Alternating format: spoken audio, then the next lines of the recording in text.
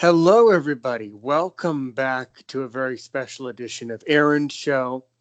This will be part two of my interview with Michael Munn. We're so glad that you, as the listener, is joining us today.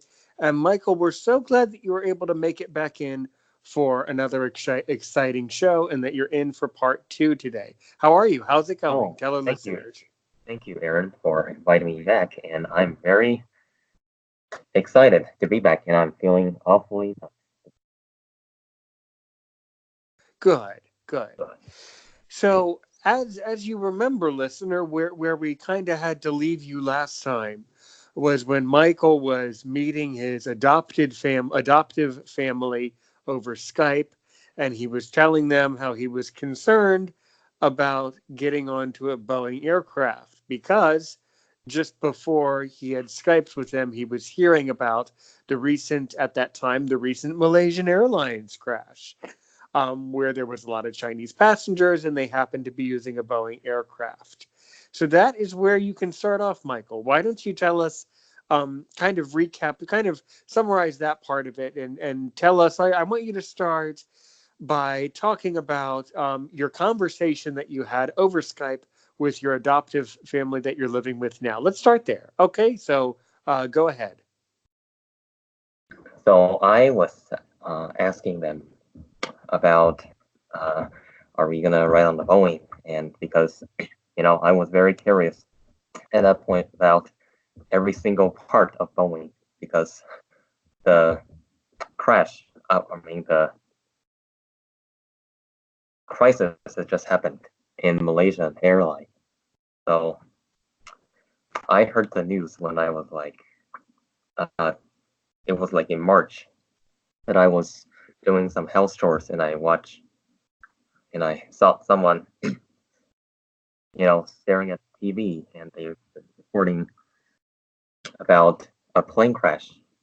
I didn't know until a couple hours later when I was watching my evening news that the plane was actually miss uh, lost contact.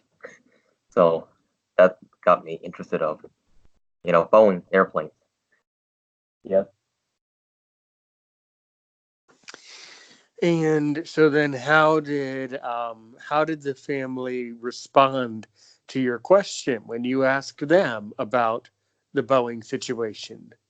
Oh, they totally lost what I'm talking about, but they can't really answer my questions. I see. Okay. No worries. What other questions did you ask the family? Oh, I also asked them about like what's the uh, family like and anyone playing any instrument or any of yeah. And it turns out that only my dad plays an instrument and my sister plays cello and me playing the flute. Okay. Now, by dad and sister, are you talking about your adoptive family, the family that you're living with now? Yes, that's correct. Oh, okay, good. Because it's important to clarify for the listener. I kind of knew who you were talking about, but for the listeners, around the world who do not know you, it's important to clarify that. Okay. Yeah, I So get. would you like to share with the listeners what this family told you about their family and about the farm and about their life? Would you like to share that? Oh, sure. When I Skyped with them, I believe it was like April the 19th. Yes, it was a Saturday that I got to Skype with them. That's like a week before they landed China. And I asked what's the family like, and they told me that they had a farm, and in farm there are a lot of animals like horse, goat, and sheep. So, and I, they also told me that I'll be great I will be great match when I arrived or when I joined their family. Yeah. Good. So, um, that you said something interesting. You said that they felt that you would be a great match for their family. Yeah. Why do you I'm just curious. Why do you suppose it's kind of an interest? It's kind of a I find that to be an interesting comment to make about someone. It's kind of it's kind of a it's kind of an unusual thing to say. It's kind of it's not strange. I'm not going to use the word strange, but it's kind of an interesting comment to make. Well, how did you interpret that comment? Did you give any thought to that comment? And what about you? Did they like? And why did they feel that you are a good match? Because at that point, I I think I plays like instrument, and you know, I think the family needs another person that plays an instrument, so that way, you know, I don't know why. Okay. So, what questions did they ask you? Oh, they asked me something like, "Do I want to be a member of the family?" And I answered politely, yes, because I have friends that I know who had who were adopted and had a great life while they're in the other side of the globe. Right, right, good, good. And what else? What else did they ask? Oh, they asked. Other than that, they asked like, "What's my favorite things to do?" And Hmm. yeah, and I answered them that I love playing flute and reading. At that point, my favorite reading was like reading material was like uh, Bibles. I read a lot of Bibles at that point. Good. Yeah, That is fine. That is great. Hmm. Good. and I also told them, or they, that I read Braille. So that's basically it. Okay, fine. So for our listeners, and what I got out of that, it was when you spoke to them on Skype that first time. It sounds like that was about a 15-minute Skype call, 10, 15, maybe 30 minutes Oh, max. that was like an hour. Oh, okay. So the first call was about an hour. Okay, well Yeah. that's good. That's good. I see. I see. So then they probably asked you more questions, which it was a long time ago. It is totally okay that you do not remember all of it, but that is fine. I see. Did they ask you anything interesting or unusual about China? Because Americans do not always have a good idea about what really happens in China. They typically don't usually ask me this question because, at that point I was very patriotic to my country. And if they ask questions, I would, find ways to answer them instead of telling them the truth. Because as a So, person okay, from so the mainland, right, right. So you said something really fascinating there. You said that at this particular point in your life, you were very patriotic. Now, were you patriotic towards China or towards the United States? I was patriotic to my home country, which is China. Good. Excellent. Now you do not have to answer this. Um, I'm fascinated by this. Now that you've been in the States for a few years now, do you feel like you're completely patriotic towards the United States? It's kind of because am very I do love the country, and I also love my birth country. But Right. uh, yeah, it's kind of both.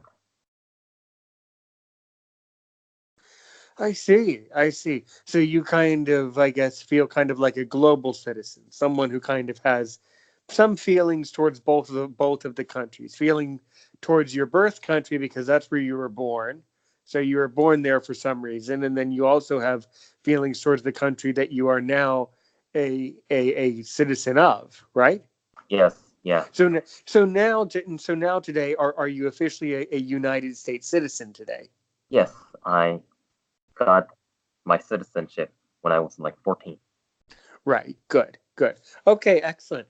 Yeah, and that's great, Michael, because a lot of most immigrants to the United States would agree with you that usually you kind of have mixed feelings your whole life. You're kind of confused in a way. Your whole life um, because you can never forget the country that you come from, and it always impacts your sense of nationhood forever, and that's very interesting and very important. Um, so okay, well, another part of this that is going to be very interesting to the listener is for you to talk a little bit more about.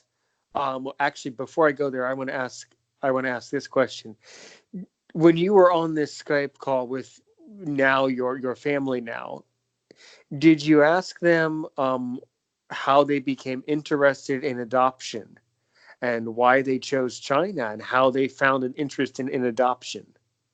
Oh, I didn't ask into, but I got the answer. It was like couple until like they actually reached China at the orphanage am that I'm in, and they told the reporter or the interviewee at that point that they saw my picture from somewhere on Facebook that I'm jumping rope and playing my flute. So they, you know, think he might be a great member of the family, and all my sisters, current sisters, they love what yeah, like they really need a brother. So you know, this is how they find me. Okay, and so the sisters really they really needed a brother who could play the flute. I mean, you really some families really need that, I guess. Basically, I was asking you, and it is totally fine. Perhaps you kind of missed the question a little bit. I'm trying to dig deeper into the philosophy, though. It's more than they happen to stumble across your picture. Because the reason I am saying this is that I will tell you that I am very familiar with adoption, listeners, because my brother was adopted from South Korea. Did you know that, by the way? No, I never knew that. Oh, well, I don't think you ever. I don't. Let me see. No, I don't think you have ever met my brother. But my brother's a Korean guy, and he was born in Seoul in 1998, and my parents adopted him when he was a baby. Um, and there's a long list of reasons that they chose adoption. That now that I'm an adult, now that I'm grown up, I understand what all the reasons are.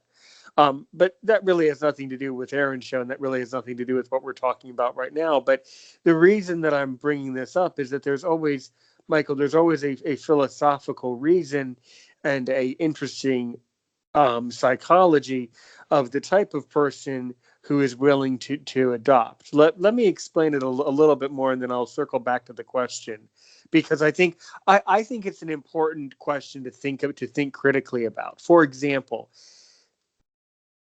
adopting a baby from China and adopting a teenager from China, even if it's a teenager who plays the flute like Michael Munn, are two totally different things. So what I'm asking is this: how this is going to sound very strange. How was your family so comfortable with basically? bringing a basically bringing a stranger, a teenage stranger, into their home. How do you kind of understand what I'm wondering about, what I'm asking? How why were they so why was this particular family so drawn to the philosophy and so drawn to the idea of adopting a older person, a teenager, because the challenges of adopting a baby and the challenges of adopting a teenager, there are many, but they're totally different challenges. My brother didn't have any opinions about South Korea when he left it, but you had a lot of opinions about China once you left China. So that's kind of what I'm asking. Do you see what I'm asking? And do you see why I'm asking this question? Oh, yes, yes, yes. So okay. So did you ever question them? Did you ever say, I don't know, in my imagination, I would imagine that question would come into your head at some point. That you, as a functioning, successful teenager, wouldn't you want to know why they want you? Wouldn't you kind of want to investigate them a little bit? Did you ever investigate their motives at all? To No, talk about that? No, no, really? yeah, Why not? because, you know, I was like,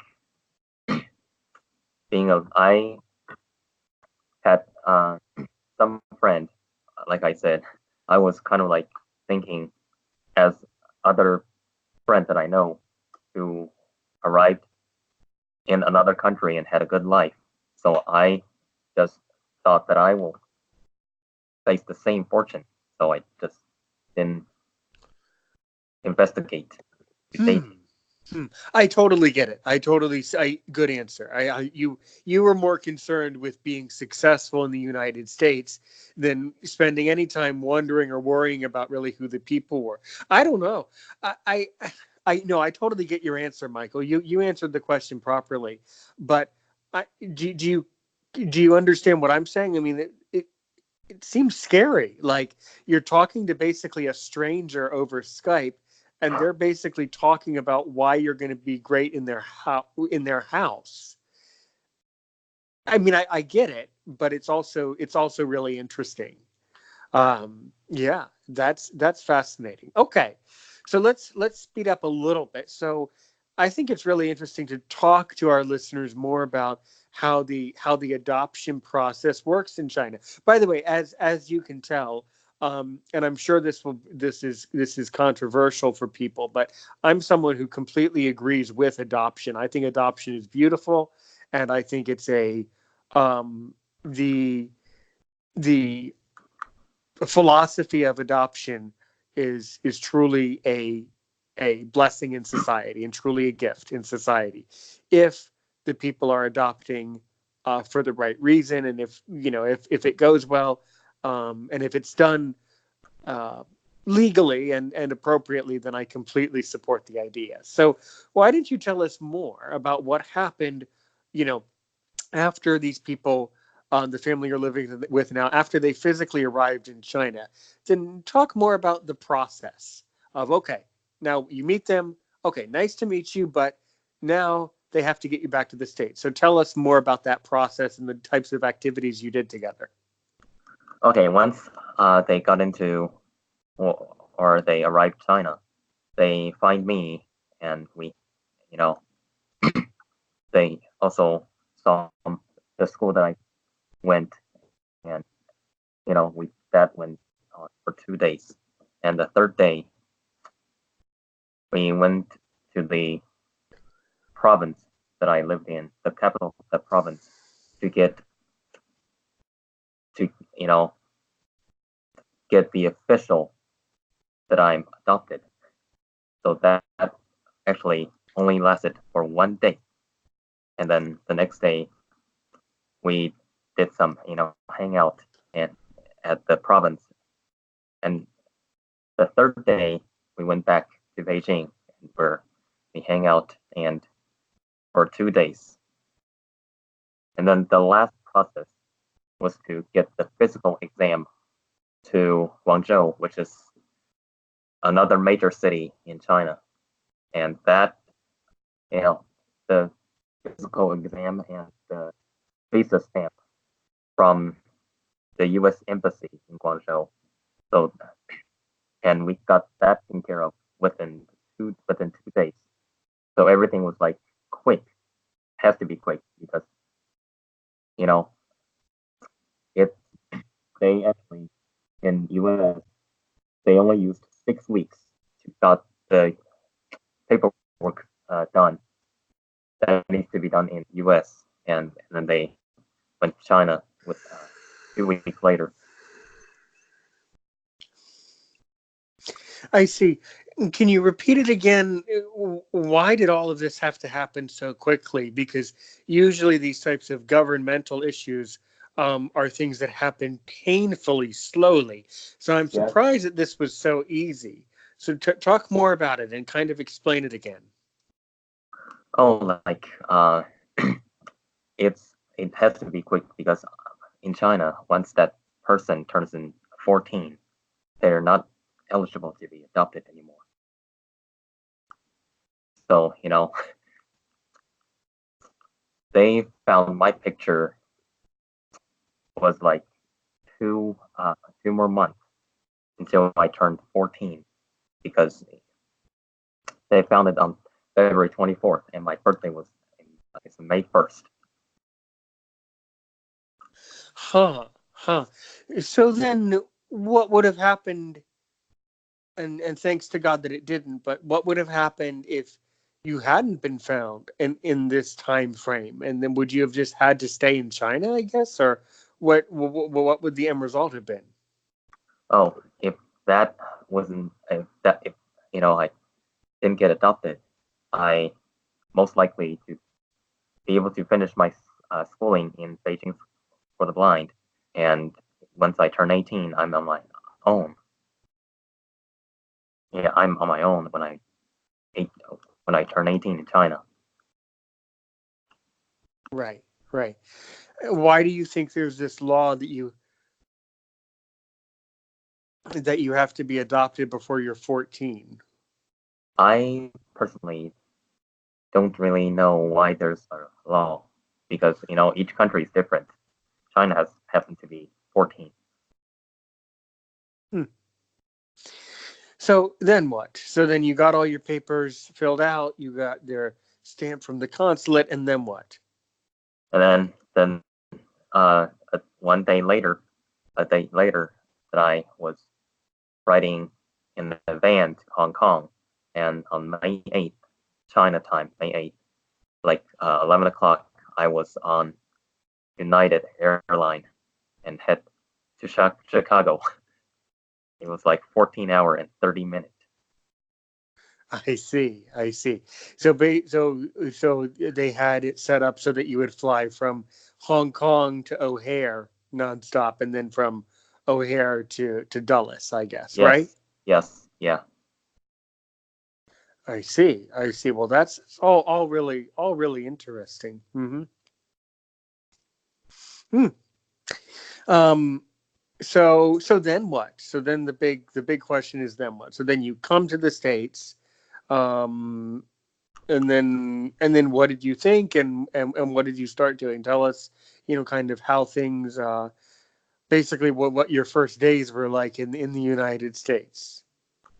Oh, my first day in the United States was like a lot of adjustment, especially the time zone. I have to adjust the time zone because Yeah. it was like 12 hours at that point because China doesn't have daylight saving time. Yeah. So I used that day to adjust the time the first 2 days. And I also meet a lot of people that my mom's friend to be as an example. Right. Right. I see. I see. Um. And so, what month did you come to the States? Was it May? Yeah, it was May, Yeah, right? May 8th. Yeah. May 8th, right? So, basically, the school year was over in the United States at that point. So then once you kind of got used to our time zone, and once you got felt refreshed, then what did you start to do, and what did you do that first summer? Oh, that first summer I was basically hanging in my house, just basically reading and learning the U.S. contracted braille. It's a miracle that I learned it within 3 months. Right. Good. Yeah. Okay. So when I was in, you know, they, my mom placed me in sixth grade because in general, people who are 14 in U.S. are considered a high school age, but I'm just arrived in U.S. and all my skills are very low, especially in English. I know how to read in contracted braille, but my comprehension is not that efficient. Right. So S- yeah. So then, what happened that fall? Your first fall. So, tell me about your perceptions of the school that you were in, and kind of walk us through what was going on at that school.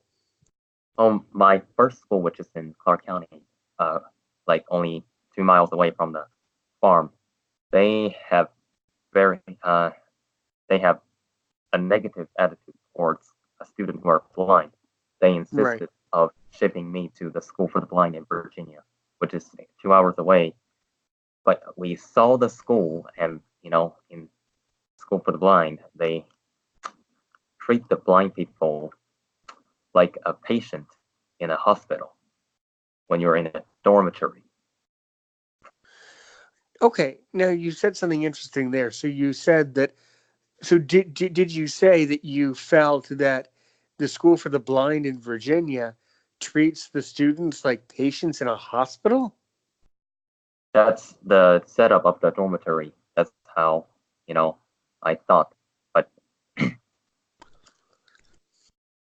and they have very low graduation rate. And I was a very academic gifted, so so it the school is not a good fit for me. Right.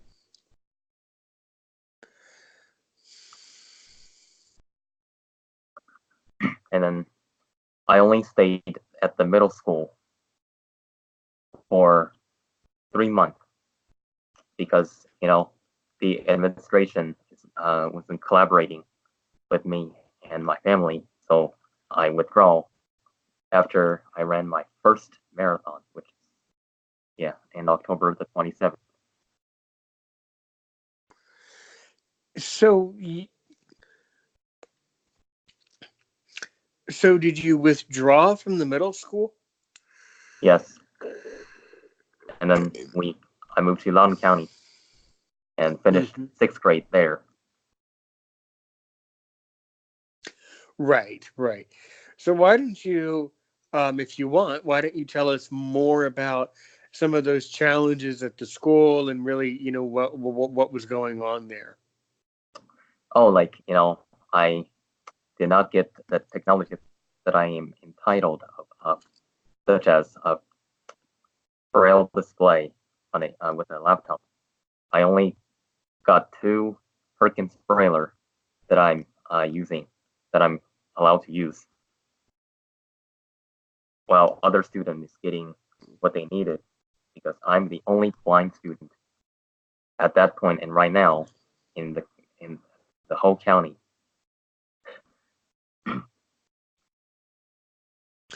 I see. I see. Yeah, yeah. So, I mean, what was your perception of these teachers at this particular middle school? The teachers are nice. It's just the person who's working, the peoples are working with me. They have very they have negative attitude towards people who are visually impaired. Like Right. I remember one of the I mean a principal in that middle school actually called me an Oriental, which is a not nice word when to say to an Asian. Yeah. Yeah, So, Ooh, you know, yeah, no, I completely agree with you. That's disturbingly offensive. But um, Americans, that's an example of someone who is that principle. Unfortunately, is someone who has, has probably a lot of prejudice towards people from China. It's not okay. It's certainly not appropriate, but that also is not surprising. Um, and did your parents or did your family ever confront the principal about that issue? yeah, they advocated for me at that point. I don't know how to advocate. And that principal wasn't a nice person. No. And the assistant principal, the whole entire administration was like was corrupt. I mean, corrupt is at this point. I mean, they don't have any education. Not mean they're greedy, or or so. Right. Right. Yeah, this is a an ongoing problem. Um, I see. I see. Yes. Hmm. Hmm. Were there any other Chinese people, at your school? No, no, there weren't any Chinese student at that point. I'm the only blind and Chinese student. Well, I would guess that you would be the only blind Chinese person, but I was wondering if there was, you know, anyone at the school, um, who, who was also Chinese or from one of the other Asian countries. Nope, I'm the only one.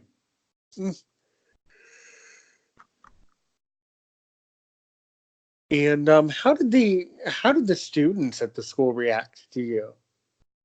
Oh, they treat me like an equal. Like every time when I'm in a hallway of some sort, they usually say, "Hey, Michael, and how are you today?" And they usually greet me like they greet other students.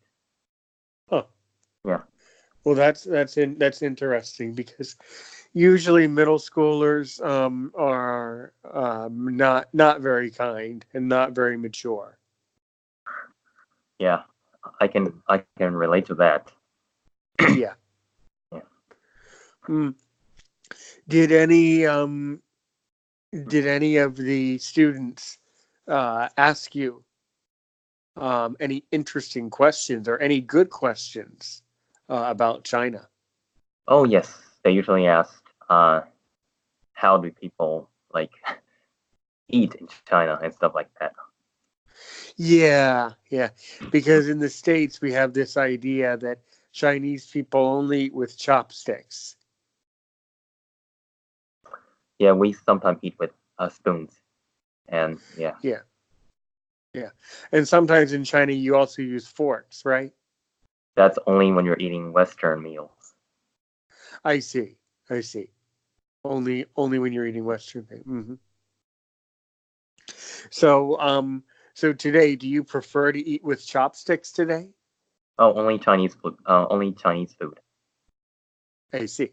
So if you're having a Chinese meal, then you use chopsticks. Yeah, But if you're eating an American meal or a Western meal, then you use a fork. yeah. Good. I see.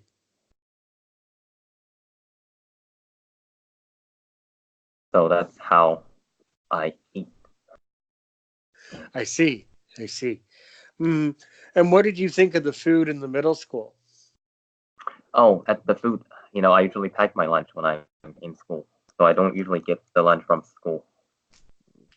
That's true. I see. I see. Okay. And so what was your like favorite class at that middle school? Oh, at the middle school, I it was like band, concert band. Oh, good. And so then did you play the flute in the band at that particular school? Yes, I play flute in band, the metal flute. Good, good. Excellent. Okay. So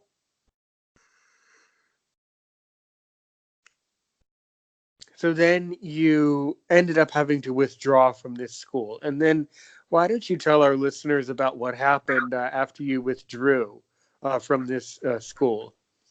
Oh, after I withdrew, I take 2 weeks off just to readjust. And in November, and at that point, I know I learned about the National Federation of the Blind, and I went to their first STEM camp in Baltimore in November, and I met a bunch great Federation leaders. Hmm. Okay. So why don't you tell our listeners what the National Federation of the Blind is and what this camp was in Baltimore? Because that's really interesting. Oh, the National Federation of the Blind is the.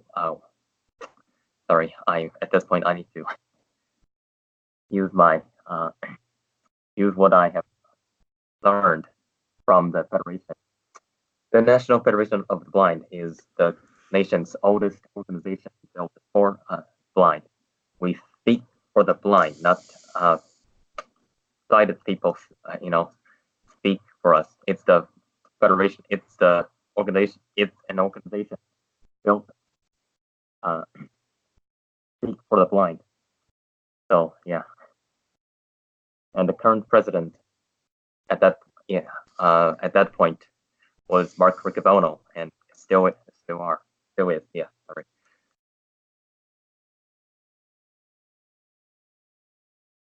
So the Okay. STEM camp, the STEM camp is like it's sponsored by the National Science Foundation, and at that in that particular camp, I learned how to build a gold card from a CD compatible disc and a few other wooden dowels to hold the CD so it can roll down a slope that we built. It was a fun camp. So exactly what was this cart? Can you try to explain it again? Oh, it was the project that we were doing. We learned how to build a gold cart, Okay, a golf cart. a go kart. Oh, a smaller go kart. Yeah. I see. I see. Okay. So what can you tell us about that project and what did you do when you were building this go kart and how did it work?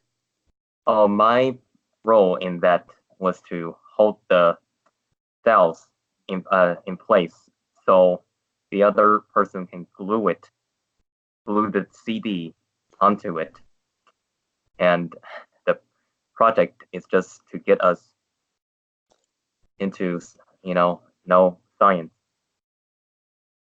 And Natalie Shaheen, many who don't know who she is, she at that point was the coordinator of this program.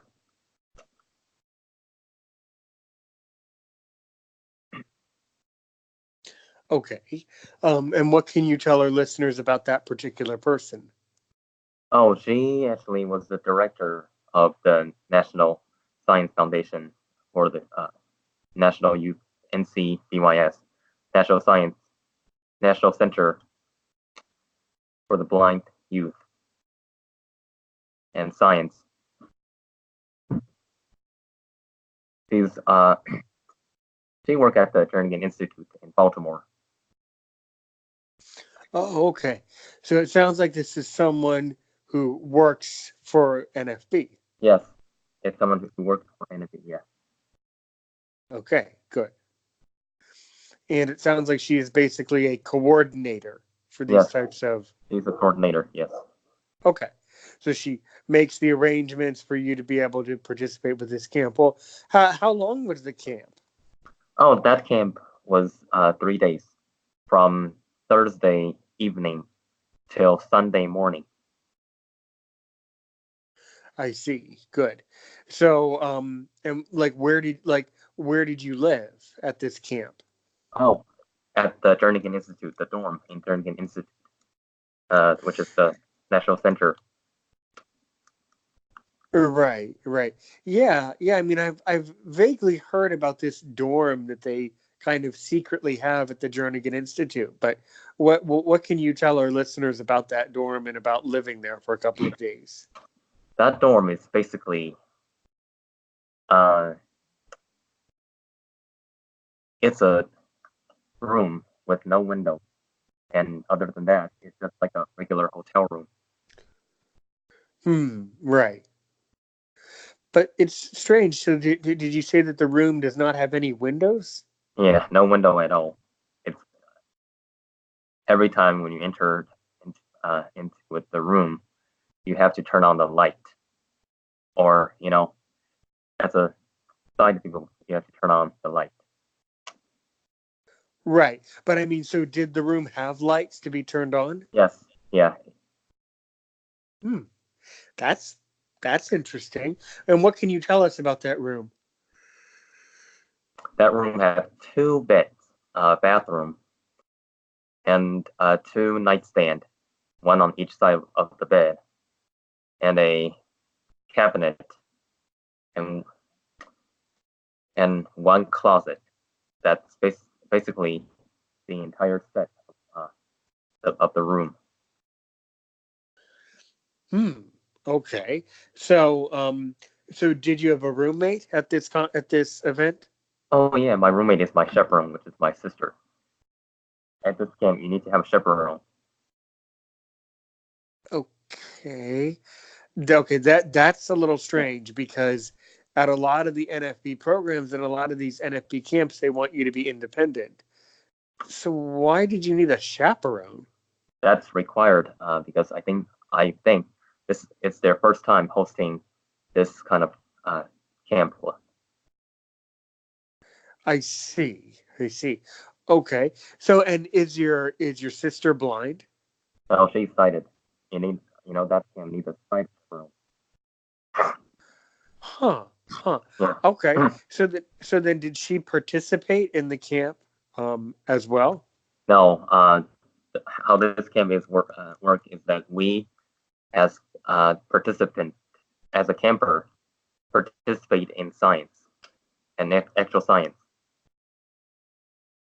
But for chaperones, they go through workshops that hosted by the National Federation of the Blind. So they Huh.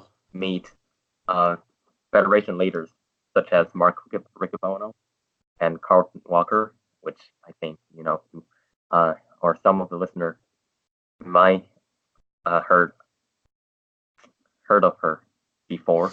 Yeah, the name. No, of course I know all those people. I know of all those people. I've certainly met the Riccobonos. I might have met that other person, but I don't know specifically if I've met that person. Yeah. So those people host workshops for chaperones. I see. I see. Well, this is really unusual and really interesting. So, what did your sister learn at these workshops, and what did she tell you?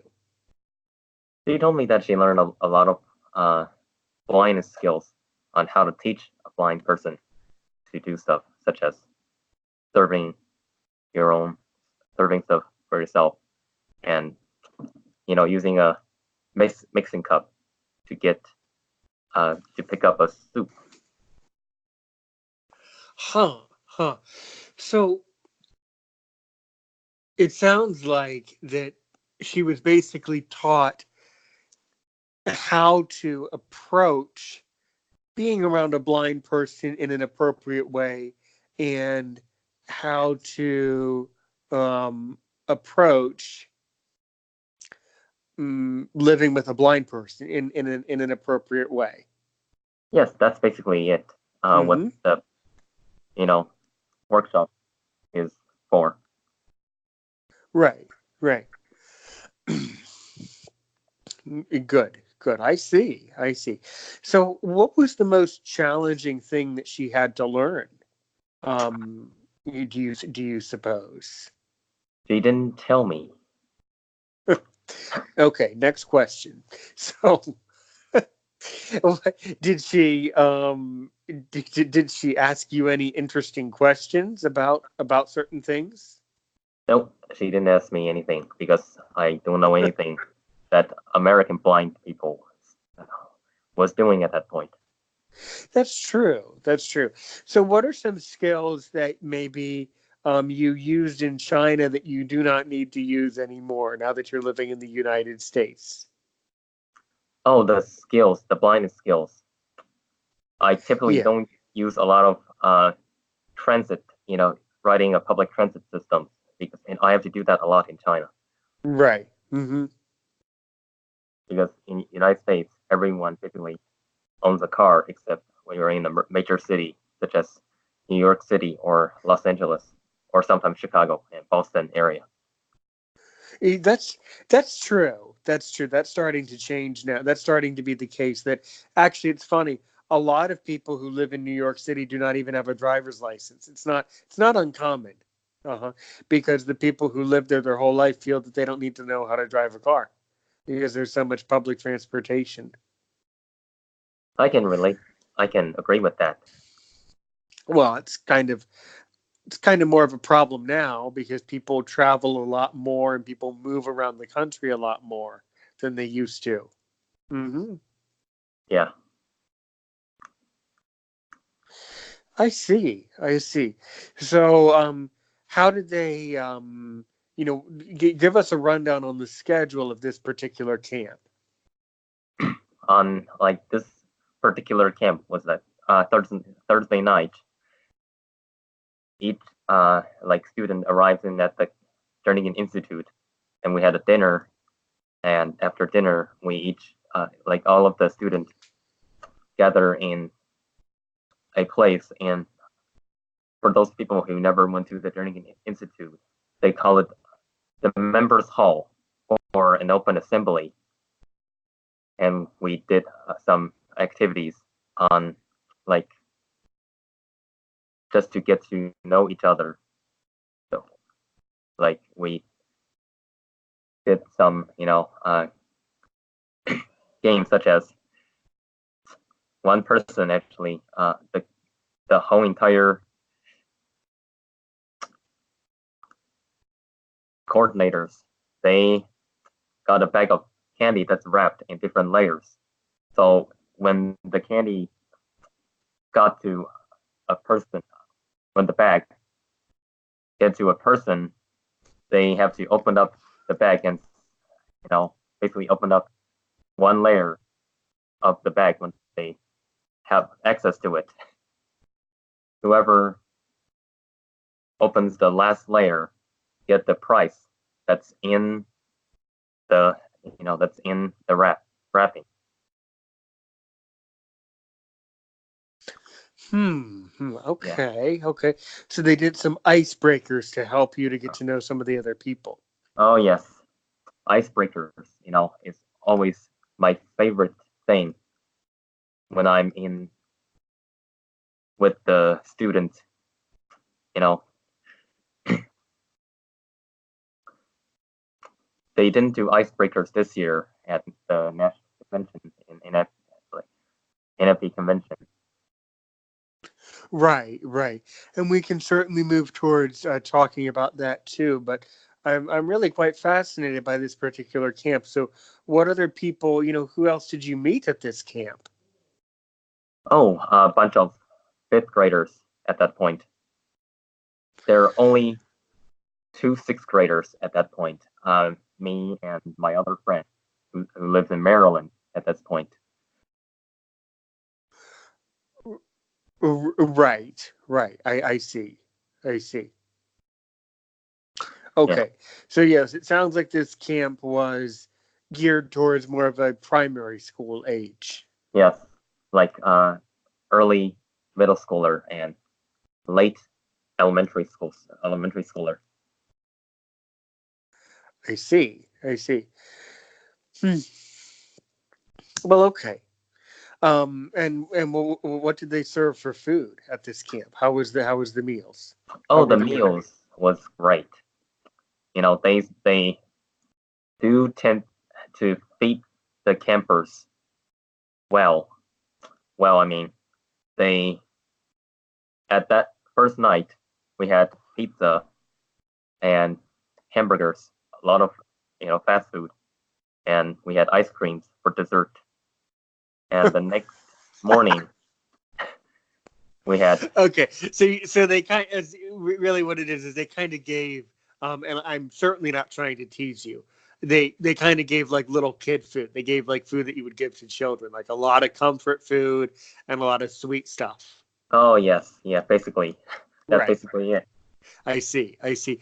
In China, I'm really fascinated. In China, when a child comes home from school in China, or when children are done with school, what is like a common snack or like a comforting thing that a child would want for a snack in China? Mainly chips, What do you mean by or chips? chips is like where that's made out of Made out of what? savory chips such as shrimp or jelly or jelly. Is it so? Are they kind of like snack food that tastes like shrimp, but it's kind of crunchy? Yes, yes, I see. exactly. Those are good. Yeah, it's kind of sweet. It kind of has a sweet gut. It kind of tastes sweet and salty at the same time. Like that? Yes, yeah, Yeah, I know what you're talking about. I love that. That is a good snack. In Korea, they have something very similar. They have a lot of products that are very similar. yes, Mm-hmm. and yeah, Mm-hmm. that's what's the typical snack like in China. Okay. I I see. I see. Good. So, yeah, I mean, so what do you think of the American food now that you've been living here for a few years? The American food, I I still think that Chinese food are great. American food, they're a little you. It does fill you up, but once you never remember it. Like most of them are basically fried, or sometimes most of them are deep fried. That's true. That's true. Yes.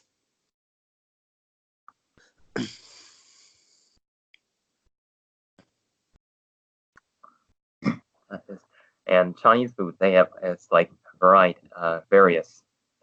There are various kind of Chinese food. I see. I see. Good. Good. Okay. So how did you get up, the next morning at this camp? Did they get you up early? Oh yes, like 6 o'clock, and they play some music. One music that I still remember in particular was "Good Morning Baltimore" from Hairspray, the musical, because it's gonna make sense that the camp was held in Baltimore, and you live in Baltimore, and when the first music you gotta hear is "Good Morning Baltimore." I see. I see. Interesting. Interesting. Yeah. Or the other good song to get up to is of course the national anthem. That's a good one. Oh yes. Or but yeah. Mm-hmm. Yeah. The second song they played was the periodic table song. What song is that? Oh, uh I don't know the melody, but they talk about the periodic tables. Like, yeah, I don't know the melody, but it's about science. So they played that, and the next song they played a song by Taylor Swift, "Shake It Off." It was a popular song at that point. I see, especially popular with children at that Oh point. yes, yeah.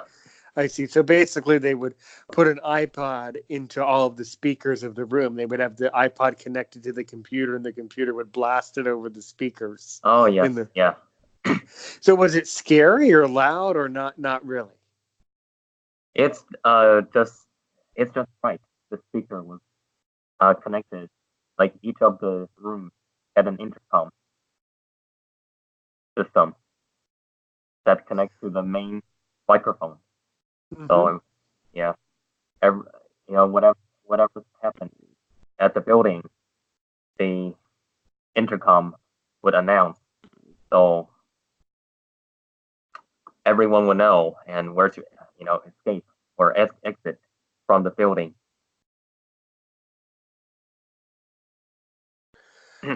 Good, good, good. I see. I see. Okay. So then you came down for breakfast, and can you tell our listeners about the breakfast that they served? Oh, the breakfast they served, like it was like it's all their food, all their serving style was like a buffet that we each grab a plate and we walk in line. They usually ask us what do we want to eat. That first morning, they served basically the standard American breakfast, like hash brown casseroles, deep fried, I see. and scrambled egg, bacon, yogurt, and cereal, and fruit salad, I see. I see.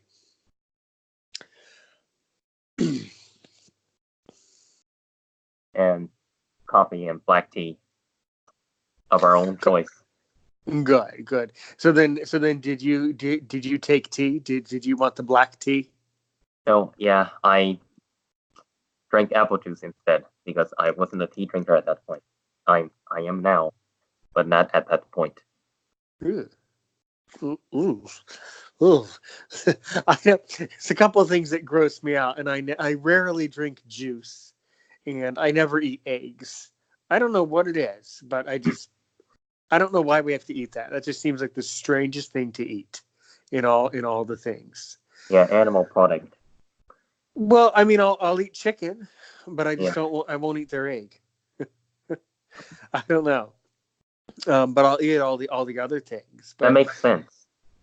but no, I mean, I for breakfast, I'll only eat one thing for breakfast, which are Cliff Bars or Belvitas. I'll eat those things, but yeah, once you as you get older, you'll see that you don't want as big of a breakfast. But I get it because they were accommodating children, and children just can't have one little Cliff Bar. They have to. Cliff Bars are only good once you're a grown up, once your body kind of matures and your metabolism starts to change. But a child would need a lot more than just a Cliff Bar. Hmm. By the way, so would they have? It's just a strange point. Would they have allowed the children to drink a cup of coffee? Hello, hello, hello. Okay, listeners. Well, I think we might have lost them here. Let me pause this segment, and I'll record another segment for you.